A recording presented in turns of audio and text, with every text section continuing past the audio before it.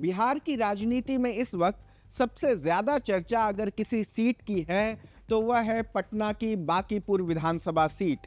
30 जुलाई को यहां उपचुनाव के लिए मतदान हो चुका है और अब सभी की नजर 3 अगस्त को आने वाले नतीजों पर टिकी है। लेकिन उससे पहले सामने आए 3 अलग अलग एग्जिट पोल ने राजनीतिक गलियारों में नई हलचल पैदा कर दी है। दिलचस्प बात यह है कि तीनों सर्वे एजेंसियों ने अलग अलग आंकड़े जरूर दिए हैं, लेकिन एक बात पर तीनों लगभग एक मत नजर आ रहे हैं।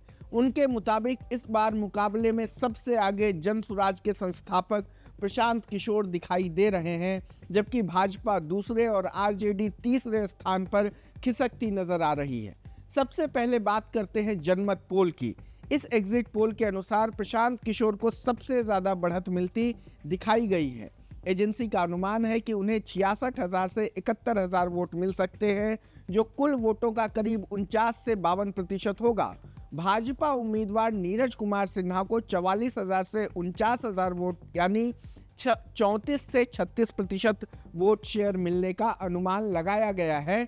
वहीं आरजेडी उम्मीदवार रेखा कुमारी गुप्ता को 11,000 से 13,000 वोट यानी 9 से 10% वोट मिलने की संभावना जताई गई है। बाकी वोट अन्य उम्मीदवारों और निर्दलीय के खाते में जाते दिखाए गए हैं। अब नजर डालते हैं डीवी रिसर्च के एग्जिट पोल पर। यहां भी तस्वीर लगभग वही है। हालांकि मुकाबला पहले सर्वे की तुलना में थोड़ा नजदीक दिखाई देता है। इस सर्वे में प्रशांत किशोर को 43% वोट मिलने का अनुमान है, जबकि भाजपा के नीरज कुमार सिन्हा को 39% वोट मिल सकते हैं। आरजेडी की रेखा गुप्ता को 15% वोट मिलने का दावा किया गया है और बाकी 3% वोट अन्य उम्मीदवारों के खाते में जाने का अनुमान है। एजेंसी का कहना है कि यह अनुमान 1580 मतदाताओं के बातचीत के आधार पर तैयार किया गया है और इसमें 2 से 3% तक का मार्जिन ऑफ एरर भी हो सकता है। अब बात करते हैं तीसरे एग्जिट पोल की, जिसे पोल पंडित ने जारी किया है। इस सर्वे में प्रशांत किशोर को सबसे मजबूत स्थिति में दिखाया गया है। एजेंसी के मुताबिक उन्हें 50 से 54% वोट मिल सकते हैं, यानी लगभग 65,000 से 70,000 वोट। भाजपा उम्मीदवार नीरज कुमार सिन्हा को 38 से 42% वोट मिलने का अनुमान है, जो करीब 49,500 से 54,500 वोट के बराबर बैठता है। वहीं आरजेडी उम्मीदवार को करीब 5% वोट मिलने का अनुमान लगाया गया है। इस सर्वे में तो प्रशांत किशोर की संभावित जीत का अंतर भी 10,000 से 21,000 वोट के बीच बताया गया है। अगर इन तीनों एग्जिट पोल को एक साथ देखा जाए तो दिलचस्प तस्वीर सामने आती है। तीनों एजेंसियां अलग अलग आंकड़े दे रही है, लेकिन तीनों की दिशा एक जैसी है।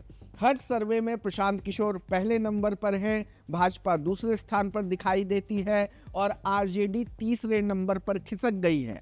फर्क सिर्फ इतना है कि कहीं जीत का अंतर कम दिखाया गया है तो कहीं काफी ज्यादा अंतर है। यानी सर्वे एजेंसियों के अनुमान अलग अलग हैं, लेकिन उसकी राजनीतिक तस्वीर लगभग एक जैसी है। हालांकि यहाँ याद रखना भी जरूरी है कि एग्जिट पोल केवल अनुमान होते हैं, अंतिम नतीजे नहीं।